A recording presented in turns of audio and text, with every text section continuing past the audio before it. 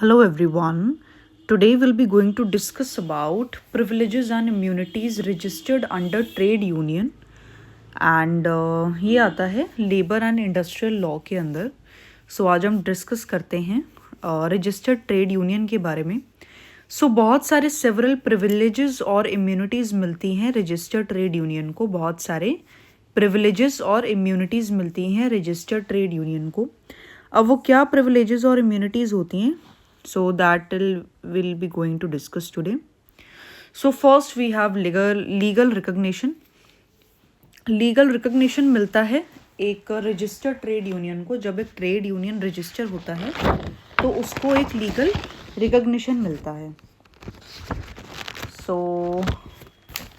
देखिए, जो पहली बात, जो लेबर और इंडस्ट्रियल लॉ है ना इंडिया में, इसमें जो रजिस्टर्ड ट्रेड यूनियंस होते हैं ये बहुत सारे प्रिविलेजेस एंड इम्यूनिटीज़ इंजॉय करते हैं, right, to support their activities and protect their members. अपने मेंबर्स को प्रोटेक्ट करने के लिए और एक्टिविटीज़ सपोर्ट करने के लिए. Here are the key points in simple language. Legal recognition मिलता है. जो रजिस्टर्ड ट्रेड यूनियंस होती हैं वो लीगली रिकग्नाइज्ड होती हैं. ठीक है, रजिस्टर करा लिया आपने किसी भी ट्रेड यूनियन को, यानी कि आपने उसको लीगली रिकग्नाइज करा लिया. allowing them to function as formal organizations with rights and responsibilities under the law. और ये अलाउ करता है उनको फंक्शन करने में as formal organisations rights and responsibilities के साथ under the law. Then we have immunity from civil and criminal liability. अब हम इम्यूनिटी की बात करते हैं from civil and criminal liability. हम इम्यूनिटी क्या मिलती है, जो ट्रेड यूनियंस और उनके मेंबर्स होते हैं वो प्रोटेक्टेड होते हैं from being sued for actions done in furtherance of a trade dispute.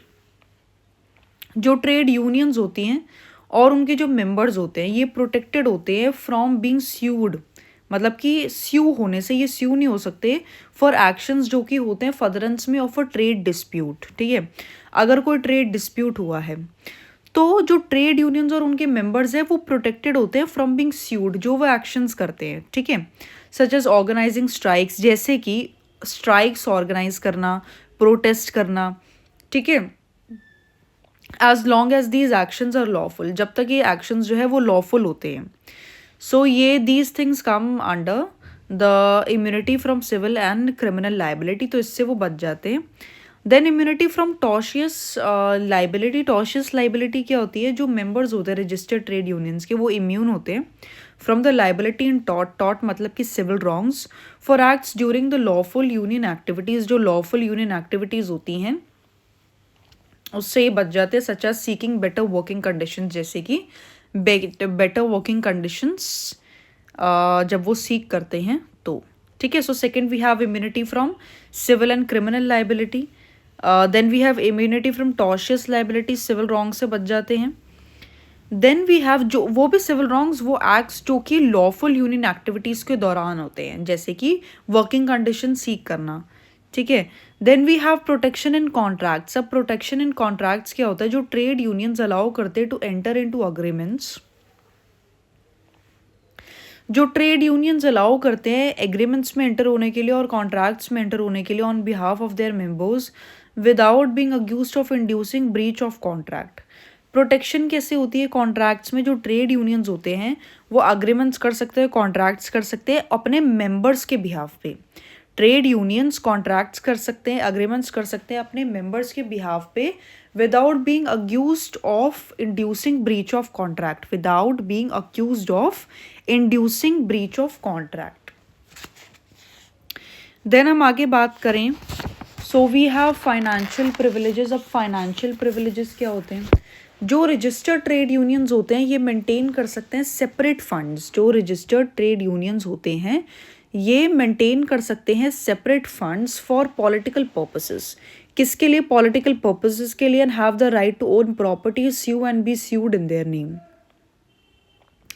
जो फाइनेंशियल प्रिविलेजेस होते हैं, जो रजिस्टर्ड ट्रेड यूनियंस होते हैं वो सेपरेट फंड्स मेंटेन कर सकते हैं पॉलिटिकल पर्पसेस के लिए, और उनके पास राइट होता है कि वो किसी भी प्रॉपर्टी को ओन कर सकते हैं, स्यू कर सकते हैं और स्यू कर सकते हैं बाय देयर नेम. ठीक है, तो फाइनेंशियल प्रिविलेजेस भी हो गया।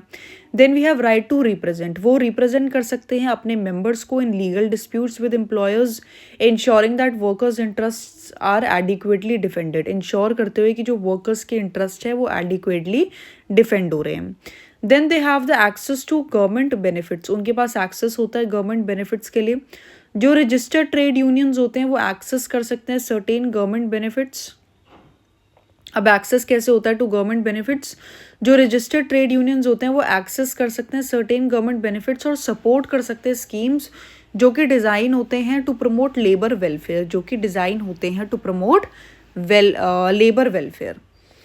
ठीक है, so registered trade unions access कर सकते हैं सर्टेन गवर्नमेंट बेनिफिट्स और सपोर्ट कर सकते हैं स्कीम्स जो कि डिज़ाइंड होते हैं टू प्रमोट लेबर वेलफेयर।